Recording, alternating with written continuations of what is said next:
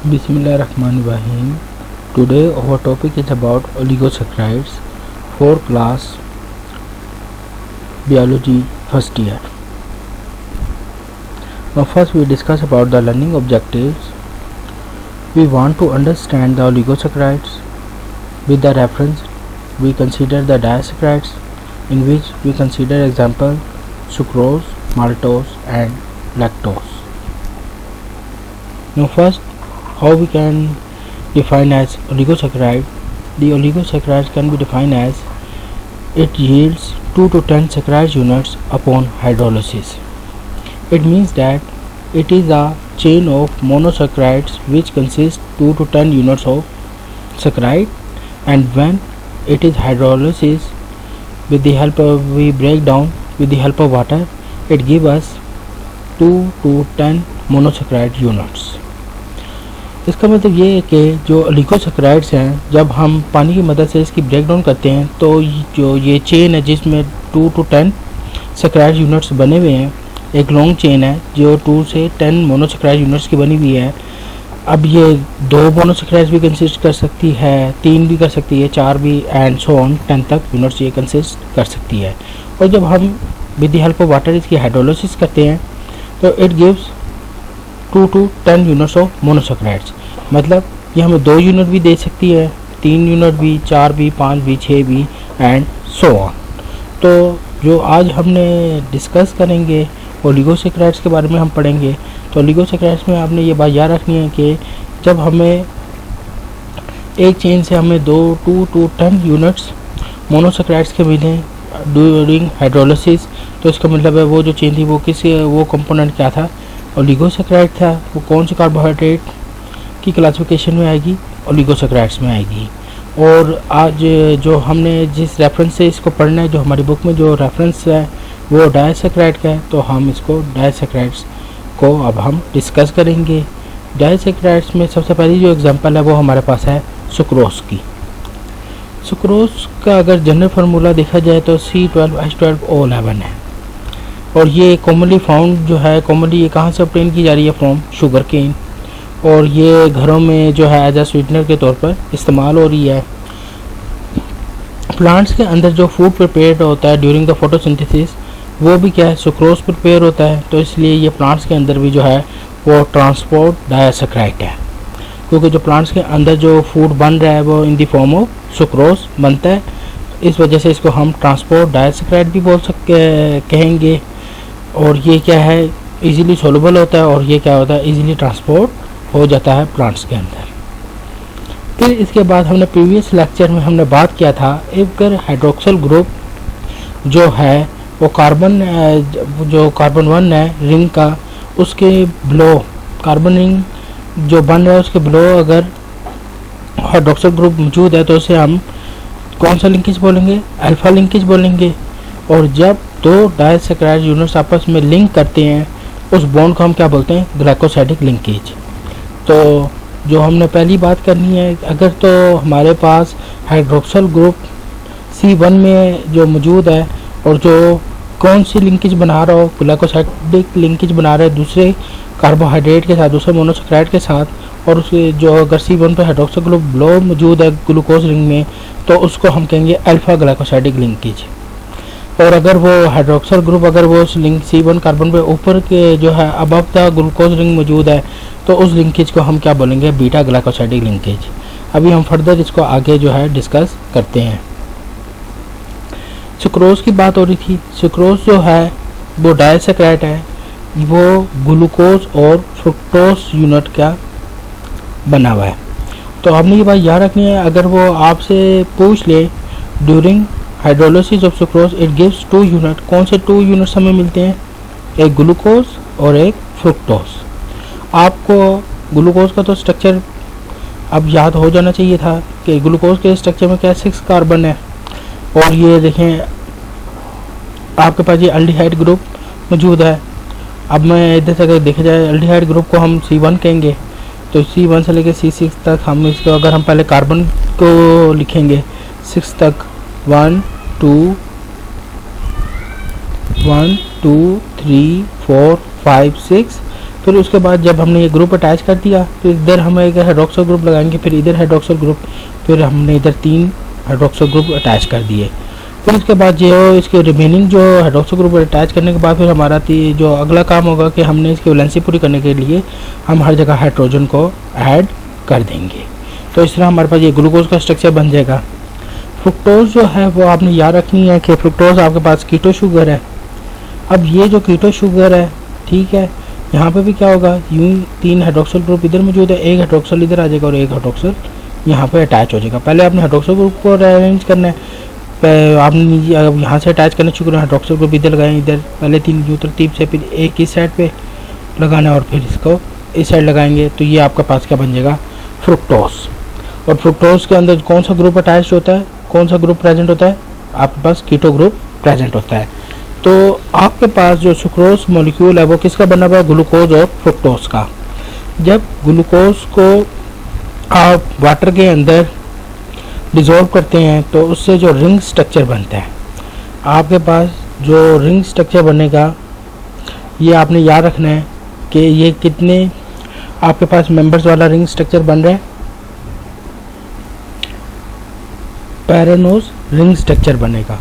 और जब आप फ्रुक्टोज को वाटर के अंदर डिज़ोल्व करेंगे तो ये आपके पास जो रिंग स्ट्रक्चर बनेगा ये आपने याद रखना है, ये फ्यूरानोज रिंग स्ट्रक्चर बनेगा। अब आपके पास जब मैंने ये जो रिंग स्ट्रक्चर बनाना है, ये कैसे बनाना है, अब मैं हम ज़रा बैक देखते हैं। इधर आपको पता है ये hydroxyl group attached to the penultimate carbon, ठीक हो गया। अब मेरे पास जब ये पेनल्टोमेट कार्बन के साथ जब ये अटैच होगा, आपके पास C1 जो है अटैच हो जाता है आपके पास C5 के साथ। सो C1 attach with the C5 जो आपके पास कार्बन कंपाउंड है, इसके साथ जैसे ही अटैच होगा तो आपने पास जो रिंग स्ट्रक्चर बनेगा वो कौन सा बनेगा, आपके पास पैरानोज रिंग स्ट्रक्चर बनेगा। अब ये देखें, ये मेरे पास क्या है, कार्बन 1 ऑक्सीजन जो है एल्डो ग्रुप का जो ऑक्सीजन है वो किसके साथ अटैच हुआ, पहले कार्बन 1 के साथ और कार्बन 5 के साथ अटैच हुआ। और इसका जो आपको पता है कि जो हाइड्रोक्सिल ग्रुप है वो किधर मूव कर गया, बिलो जो है वो रिंग स्ट्रक्चर के मूव कर गया, ठीक हो गया। और जो इसका छठा हमारे पास कार्बन पे क्या लगा हुआ है, CH2OH।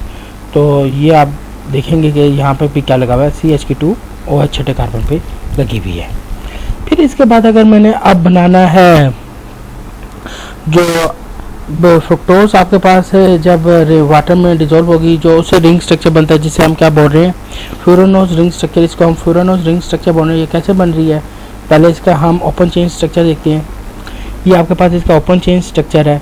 इस ओपन चेन स्ट्रक्चर में क्या होता है कि जो आपके पास ये जो कार्बन है, जो आपके पास ऑक्सीजन लिंक्ड कर जाती है जो किसके साथ, C5 के साथ। अब देखते हैं कैसे, इधर आप देखें ये ऑक्सीजन जो है कार्बन 2 और कार्बन 5 के साथ लिंक कर की है। यहाँ पे भी आप देख रहे हैं ये कार्बन 2 है और ये कार्बन 5 है। तो ये आपके साथ किसके साथ लिंक कर गई, ऑक्सीजन कार्बन 2 और कार्बन 5 के साथ लिंक कर गई। कार्बन, अब आपने ये बात याद रखनी है कि कार्बन 2 के साथ और उसका जो हाइड्रोक्सिल ग्रुप होगा ये किधर मूव कर गया, अप साइड मूव कर गया। और यहाँ पे देखिए ये कार्बन 1 आ गया, ठीक हो गया। ये आपका कार्बन 1 इधर आ गया, ये कार्बन 2 हो गया, 3 4 5, ठीक है। और इसका 6 किधर है, ये रहा 6, CH2OH। तो इस तरह ये आपके पास फ्रुक्टोज जो है वो आपके पास कौन सा रिंग स्ट्रक्चर देता है, फ्यूरानोज रिंग स्ट्रक्चर देता है। फ्यूरानोज रिंग स्ट्रक्चर बेसिकली क्या है कि जो आपके पास चेन इधर जो फ्यूरानोज रिंग स्ट्रक्चर बन रहा है जो फ्रुक्टोज का, उधर ये आपने ये अब स्ट्रक्चर से याद रखना है कि ओपन चेन स्ट्रक्चर में कार्बन 1 और कार्बन 2 प्लेन से आउटसाइड होते हैं, प्लेन मतलब प्लेन में मौजूद होते हैं, रिंग स्ट्रक्चर में मौजूद नहीं होते। तो यहाँ इस वजह से जो आपका स्ट्रक्चर बनता है वो कौन सा बनता है, आपके पास फ्यूरानोज स्ट्रक्चर बनेगा। फिर ये देखें प्लेन पे मौजूद है, ये देखें। अगर हम फिर दोबारा ये इसका ओपन चेन स्ट्रक्चर देखें तो ये ऑक्सीजन एटम 2 पे मौजूद है, कार्बन 2 पे मौजूद है और कार्बन 5 आपका पेनल्टोमेट कार्बन है जिसके साथ इसने अटैच करना है। तो oxygen link with carbon 2 and carbon 5 तो और कार्बन 1 और कार्बन 2 जो है वो आउटसाइड द रिंग मौजूद है, प्लेन में मौजूद है।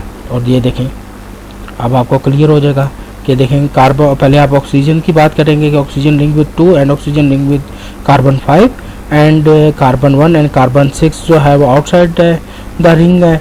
और जो इसका हाइड्रोक्सल ऑक्सीजन जब लिंक करेगा तो जहाँ पे जो हाइड्रोक्सल ग्रुप किधर मूव कर जाएगा, इधर मूव कर गया और ये अबव द रिंग अटैच हुआ है। और इसके बाद क्या है, इधर कार्बन 1 आ जाएगा और इधर कार्बन 6 आ जाएगा और इस तरह ये आपके पास क्या है, रिंग स्ट्रक्चर बन जाएगा जिसको हम कहेंगे फ्रुक्टोज।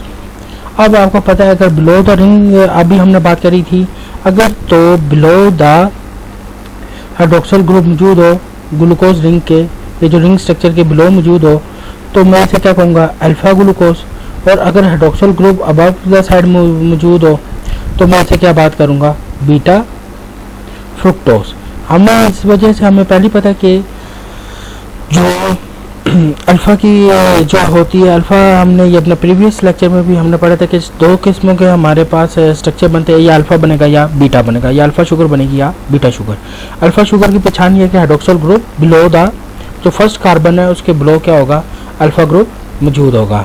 और इसी तरह हमने जो बात जो हमने बीटा के लिए क्या निशानी है कि जो हाइड्रोक्सल ग्रुप है जो ऑक्सीजन से जो मूव जो लिंक कर रहा है, और वो जब मूव करता है ऑक्सीजन से, जब वो बॉन्ड बना के जो हाइड्रोक्सल ग्रुप बच जाता है, वो जो मूव करेगा वो किधर मूव करता है, या ऊपर अबव या बिलो।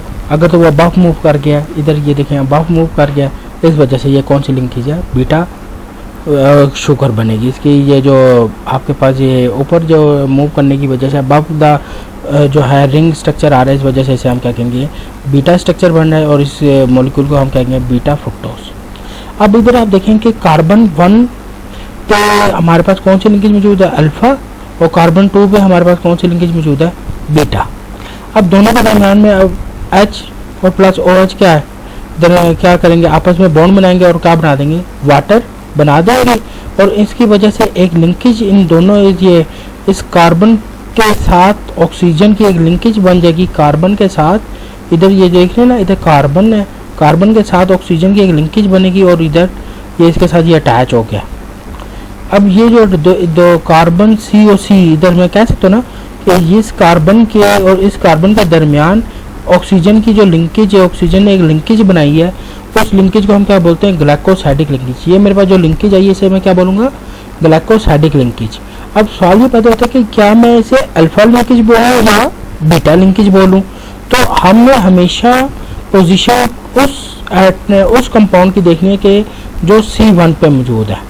हमारे पास लिंकेज हमेशा जो हमने लिखनी होगी वो हमने उस मॉलिक्यूल की लिखनी है जो C1 पर हमने जो मौजूद होगी।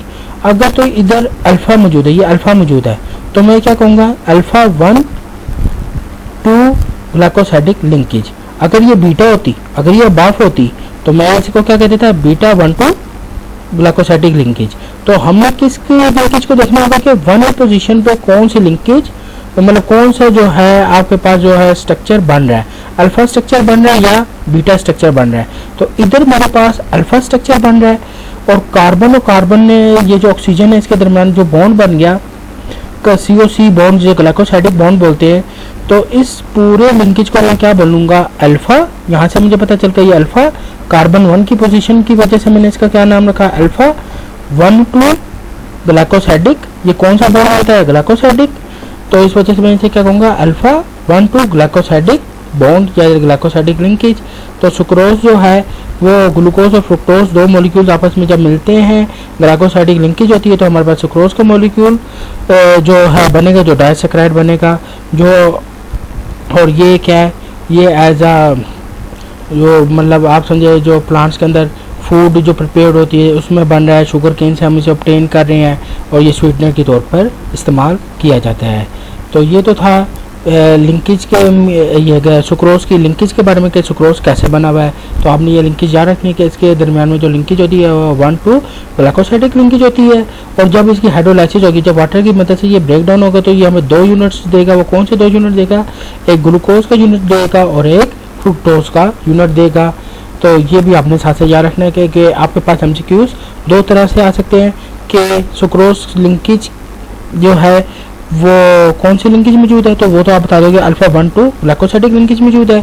साथ एमसीक्यूज ये भी आ सकता है कि इनका ये बताए कि किन मॉलिक्यूल्स के बने हुए हैं, तो आपने याद रखना है कि ये ग्लूकोज और फ्रुक्टोज मॉलिक्यूल के बने हुए हैं। और साथ ही साथ ये भी पूछ सकते हैं कि अगर हम सुक्रोज को हाइड्रोलाइज करते हैं तो ये कौन से मॉलिक्यूल्स को यील्ड करेगा, कौन से मॉलिक्यूल्स हमें देगा, तो आपने याद रखना है ये हमें ग्लूकोज और फ्रुक्टोज मॉलिक्यूल देगा। इसके अलावा ये क्या है, बोर्ड में इसका स्ट्रक्चर भी क्या है पूछा जा सकता है, तो आपको ग्लूकोज का और फ्रुक्टोज का ये जो रिंग स्ट्रक्चर है वो भी बनाना आना चाहिए। इसका सबसे बेहतरीन हल यही है कि आपको पहले अगर ओपन चेन स्ट्रक्चर, ये जो ओपन चेन स्ट्रक्चर है ये आते हैं, तो आप रिंग स्ट्रक्चर क्या इजीली बना सकते हैं। आपको ये पता होना चाहिए पेनल्टोमेट कार्बन कौन है, जो सेकंड लास्ट कार्बन है। एल्डो जो भी आपके पास शुगर है उसका जो फंक्शनल ग्रुप है वो हमेशा पेनल्टोमेट कार्बन या सेकंड लास्ट कार्बन के साथ क्या करता है, रिंग स्ट्रक्चर बनाएगा। इधर ये इसके साथ रिंग स्ट्रक्चर बनाएगा। तो आपको अगर बेसिक की पॉइंट्स याद हैं तो इसका स्ट्रक्चर बनाना आसान हो जाएगा। और इसके लिए ये है कि घर में आप जो है प्रैक्टिस करें, और जब भी आप ये नोट करते हैं, आप जिस तरह भी कॉपी पे नोट कर रहे हैं या जहाँ पे भी लेक्चर नोट करते हैं, तो साथ साथ ये स्ट्रक्चर ज़रूर बनाएं। अगर आप ये साथ साथ स्ट्रक्चर नहीं बनाएंगे तो ये क्या फिर ये आपको ये याद करना क्या है मुश्किल हो जाएगी। अब हम जो है माल्टोज की बात करते हैं, ये हमारे पास अदर एग्जांपल है। तो माल्टोज भी जो है आपके पास इंटरमीडिएटेड डाइसैकेराइड है। ये कैसे बनती है, break down of the starch और ग्लाइकोजन की जब ब्रेक डाउन होती है तो हमारे पास जो इंटरमीडिएटेड डाइसैकेराइड बनती है वो कौन सी बनती है, माल्टोज बनती है। कॉमनली से माल्ट शुगर भी बोलते हैं। ये जो हमें फाउंड हो रही है किधर, जर्मिनेटिंग सीड्स के अंदर क्या है, ये माल्टोज प्रेजेंट होती है। और जो ब्रूइंग इंडस्ट्रीज़ हैं जहाँ पे वाइन वगैरह बनती है, जो वाइन्स की इंडस्ट्री है, वहाँ पे क्या है जो है ये माल्टोज शुगर को इस्तेमाल किया जाता है। अब ये देखते हैं कि माल्टोज शुगर किसकी बनी हुई है। माल्टोज शुगर जो है वो ग्लूकोज यूनिट्स की बनी हुई है। तो इसका मतलब क्या हुआ, अगर तो पहला एमसीक्यूज आपसे क्या आ सकता है कि माल्टोज शुगर जो है वो डाइसैकेराइड है और वो किस यूनिट से, उसमें कौन से यूनिट से जो है कंसिस्ट किया है, तो आपने हमेशा याद रखना है glucose and glucose, the 2 units of glucose इसने की मदद से क्या होगा, ये आपके पास माल्टोज शुगर बनेगी।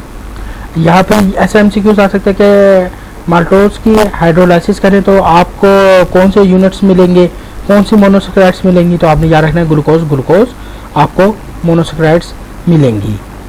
फिर इसके बाद अब हम देखते हैं इसकी जो ग्लाइकोसाइडिक लिंकेज है, ये आपके पास क्या है, रिंग स्ट्रक्चर है ग्लूकोज का, ये भी रिंग स्ट्रक्चर है। अब आपको पता है कि कार्बन 1 पे आपने देखना है कि हाइड्रोक्सिल ग्रुप इधर, और जो ये लिंकेज बना रहा है वो किसके साथ बना रहा है, कार्बन 4 के हाइड्रोक्सिल ग्रुप के साथ लिंकेज बना रहा है। तो अब आपने हमेशा याद रखना है कि हमने किस चीज़ को देखना होता है कि कार्बन 1 पर जो स्ट्रक्चर रिंग स्ट्रक्चर बन रहा है वो अल्फा स्ट्रक्चर बन रहा है या बीटा बन रहा है। तो मुझे पता है ये बिलो द रिंग है, तो इस वजह से ये क्या होगा, hydroxyl group present below the ring, that's why it is called alpha structure. तो मेरे पास ये क्या होगा, अल्फा 1 4 और इनके दरमियान जो बॉन्ड बनेगा उसे क्या बोलेंगे, ग्लाइकोसाइडिक लिंकेज। तो मेरे पास ये कौन सी लिंकेज बन गई, अल्फा 1 4 ग्लाइकोसाइडिक लिंकेज बन गई। कैसे मुझे पता चला, क्योंकि मुझे पता है यहाँ से हाइड्रोक्सिल ग्रुप और ये एच जो है आपस में कंबाइन होगा और कार्बन और ऑक्सीजन और कार्बन के दरमियान बॉन्ड बन जाएगा, जिसे हम क्या बोलते हैं, ग्लाइकोसाइडिक बॉन्ड बोलते हैं। और वाटर जो है वो ये रिलीज हो गया और इनके दरमियान में ये एक बॉन्ड बन गया, जिस बॉन्ड को आप क्या बोलते हैं, ग्लाइकोसाइडिक बॉन्ड बोलते हैं। और इसकी लिंकेज को मैं कैसे डिफाइन करूँगा कि ये कौन सी लिंकेज है, ये मुझे पता चल गया। ये नीचे ब्लो में जो रिंग स्ट्रक्चर मौजूद है इस वजह से अल्फा, और ये क्या 1 कार्बन 1 के साथ और इधर कौन सा कार्बन के साथ है, 4 के साथ। तो कार्बन 1 4 ग्लाइकोसाइडिक लिंकेज माल्टोज के अंदर मौजूद होती है। और जो ये आपकी क्या है, ब्रूइंग इंडस्ट्री जो वाइन वगैरह बनती है उसमें क्या है, ये शुगर इस्तेमाल की जाती है। तो ये तो था माल्टोज के बारे में। और इसकी लिंकेज आपने हमेशा याद रखनी है कि कौन सी लिंकेज इसमें प्रेजेंट होती है, अल्फा 1 4 ग्लाइकोसाइडिक लिंकेज प्रेजेंट होती है। और ये किन यूनिट्स की बनी हुई है, कौन से मोनोसैकेराइड्स की बनी हुई है, ये ग्लूकोज एंड ग्लूकोज मॉलिक्यूल्स की बनी हुई है। तो ये तो था माल्टोज के बारे में। अब हम लैक्टोज की बात करते हैं। लैक्टोज बेसिकली क्या है, मिल्क शुगर है। ये जो काउ मिल्क है उसमें ये 4 to 6% जो है लैक्टोज शुगर प्रेजेंट होती है। इसी तरह ह्यूमंस में अगर ये बात की जाए जो उसमें भी ये 5 to 8% जो है मिल्क में प्रेजेंट होगी जो आपकी लैक्टोज शुगर है। अगर आप चीज़ की मैन्युफैक्चरिंग करते हैं, चीज़ बनाते हैं, तो जो बाय प्रोडक्ट आपको हासिल होता है वो भी क्या है, लैक्टोज आपको जो है वो मिलेगा। तो लैक्टोज जो है ये याद रखनी है वो कौन सी है, उसे हम क्या कहते हैं, कॉमनली क्या है, मिल्क शुगर है। और ये चीज़ की जो मैन्युफैक्चरिंग होती है उसके बाय प्रोडक्ट जो है वो भी हमारे पास लैक्टोज आती है।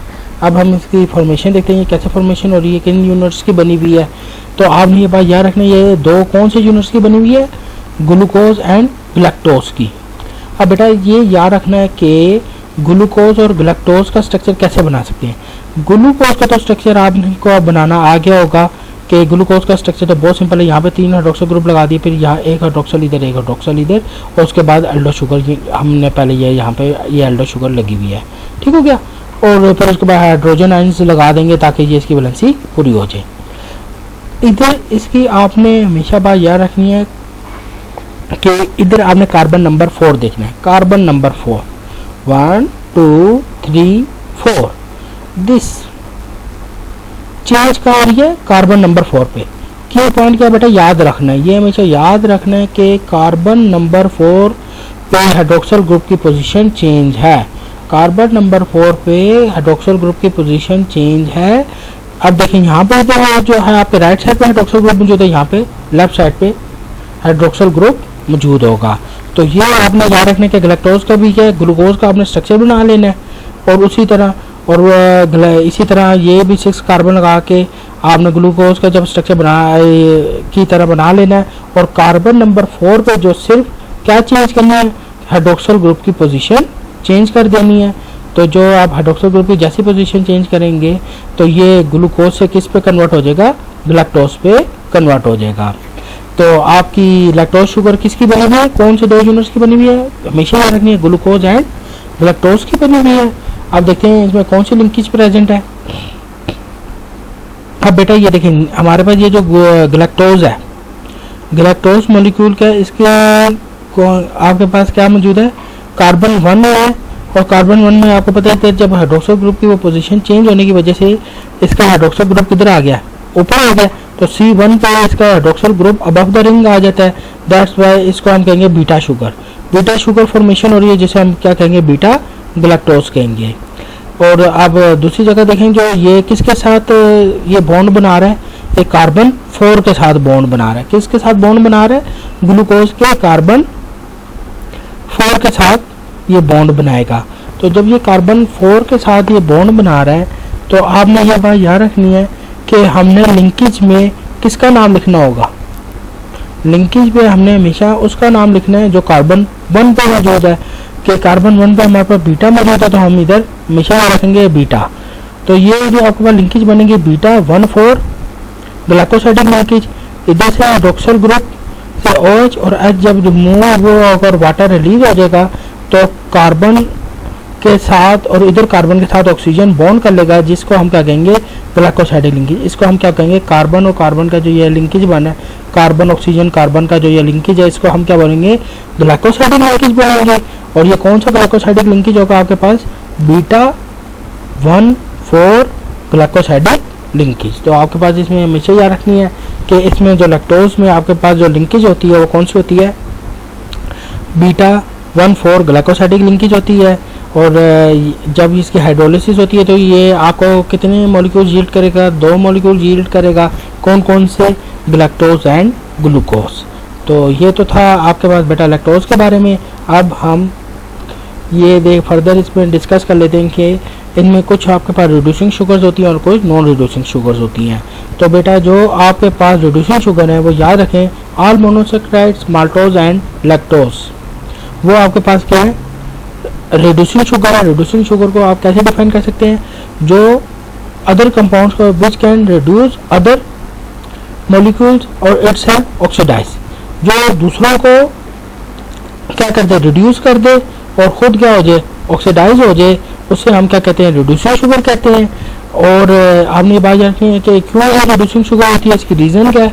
इसकी रीज़न ये है कि इनका जो स्ट्रक्चर है, जो इनके पास एल्डो या कीटो ग्रुप है, वो they have the ability to reduce the other molecule, that's why they are called the reducing sugar. तो तकरीबन all monosaccharides, maltose and lactose जो हैं वो आपके पास रिड्यूसिंग शुगर है इनका, क्योंकि जो आपका इनका जो स्ट्रक्चर है ऐसा है, जो इनका स्ट्रक्चर जब बना जो जितने भी मोनोसैकराइड्स आप ओपन चेन स्ट्रक्चर देखें तो इनके पास जो एल्डिहाइड या ये जो कीटो ग्रुप इसमें जो मौजूद है, उनके पास एबिलिटी है कि वो क्या कर सकते हैं, वो दूसरे कंपाउंड्स को रिड्यूस कर सकते हैं, that's why it is called as a reducing sugar. और नॉन रिड्यूसिंग शुगर कौन सी है आपके पास, सुक्रोज और पॉलीसैकराइड्स, क्योंकि ये ऐसी शुगर हैं ये दूसरे कंपाउंड्स को रिड्यूस नहीं कर सकती, इस वजह से इनको हम क्या कहते हैं, नॉन रिड्यूसिंग शुगर। और हमें याद रखने का रिड्यूसिंग शुगर की क्या रीजन थी, कि इसकी रीज़न ये थी कि ये दूसरे कंपाउंड को क्या करती हैं, रिड्यूस करती हैं, इसलिए रिड्यूसिंग शुगर है। और क्यों, क्योंकि इनके पास इनके जो स्ट्रक्चर है, जो इनके पास एल्डो या कीटो ग्रुप है, they have ability to reduce the other compound. Free मतलब फ्री हाइड्रोक्सिल ग्रुप आप इजीली समझ लें कि इनके पास अवेलेबल है, जिसके जो यूटिलाइज ये करके दूसरे कंपाउंड को क्या कर सकती हैं, रिड्यूस कर सकती हैं। तो ये तो हो गया आपके पास ओलिगोसैकराइड्स के बारे में। तो अब आज हमने क्या पढ़ा, आज हमने ओलिगोसैकराइड्स के बारे में पढ़ा, जिसके अंदर हमारा रेफरेंस पॉइंट डाइसैकराइड्स था, और हमने 3 एग्जांपल्स डिस्कस करी। कौन कौन सी, एक हमने सुक्रोज, माल्टोज और लैक्टोज को डिस्कस किया, साथ साथ हमने रिड्यूसिंग और नॉन रिड्यूसिंग शुगर्स को भी देखा कि कौन सी हमारे पास रिड्यूसिंग और कौन सी नॉन रिड्यूसिंग शुगर्स हैं। तो नेक्स्ट टाइम अब हम जो है पॉलीसैकराइड्स के बारे में पढ़ेंगे। Thank you.